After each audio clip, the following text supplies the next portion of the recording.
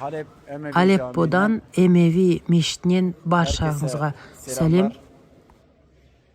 Осы жерден бір күні біздің бұл жерге қайтып келе алмайды деп ойлағандар түсінсін. Біз жерімізден ешқашанда бас тартпаймыз, оны білсін. Бұл жер біздің хаққымыз, мыңжылдық ата топырақтарымыз. Бұл жердің түркмені бар, күрді, арабы бар, бәріміз бірге бауыр болып өмір сүреміз. Иншалла, бұл топырақтарда, Алеппода біздің тарихымыз бар.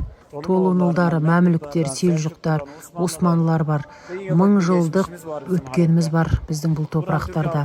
Осы жерден түрк халқына, туысқандарымызға сәлемдерімді жолдаймын. Ең әуел Түркия Республикасы, құрметті президент Ердоған мырзаға халқымның атынан рахмет айтамын. 14 жылдан бері жанымызда болған, ешбір уақытта бізді жарты жолда тастамаған құрметті Ердоғаннан, үлкен адамнан, ұзын адамнан Алла разы болсын. Оған рахмет айтамыз. Түрк халқына 7 жастан 70 жасындағы